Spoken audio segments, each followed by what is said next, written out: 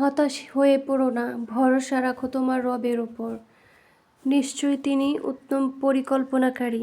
আসসালামু আলাইকুম এভরিওয়ান, কেমন আছেন আপনারা সবাই? আমি আজকে একটি ব্লগ ভিডিও আপনাদের সাথে শেয়ার করতে যাচ্ছি। আশা করছি আমার আজকের রেসিপিটি আপনাদের সবার কাছে ভালো লাগবে। আর হ্যাঁ, অবশ্যই ভালো লাগলে লাইক কমেন্ট শেয়ার করতে ভুলবেন না বন্ধুরা।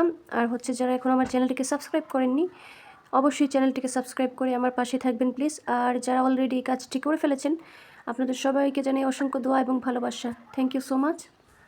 তো এই তো খাসির মাংস রান্না করতেছি, দেখতেই পাচ্ছেন। পেঁয়াজটাকে কিন্তু আমি একটু নেড়ে চেড়ে ব্রাউন কালার করে নিয়েছি। এরপরে একে একে সব মশলাই কিন্তু দিয়ে দিয়েছি। এখন মরিচ গুঁড়ো, হলুদ গুঁড়ো এগুলো দিয়ে দিচ্ছি এভরিওয়ান। এখন আমি এটাকে ভালো করে কষিয়ে নেব। তরকারি আপনি যত কষাবেন, পারফেক্ট মশলা টশলা সব কিছু পারফেক্ট দিয়ে কষাইতে কষাইতেই আসলে তরকারির স্বাদ বেড়ে যায়। যত কষাবেন ততই ভালো। খাসির মাংসগুলোকে দিয়ে দিলাম। আমরা প্রতিদিন ইনশাল্লাহ সবাই 5 ওয়াক্ত নামাজ আদায় করার চেষ্টা করব।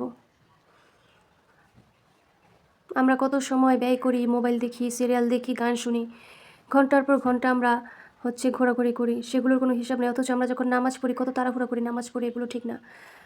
ফজর নামাজ পড়তে কয়েক মিনিট সময় লাগে, এই তো 6 থেকে 7 মিনিট। আর যদি আমরা তাসবিহ পাঠ করি তাহলে একটু বেশি সময় লাগতে পারে। তারপরে জোহরের নামাজ 17 থেকে 18 মিনিট, এরপরে আসরের নামাজ 6 মিনিট ধরেন। সো কয় মিনিটই বা লাগে নামাজ আদায় করতে? ইনশাল্লাহ আমরা সবাই চেষ্টা করব প্রতিদিন 5 ওয়াক্ত নামাজ সহিভাবে আদায় করার। আমিন।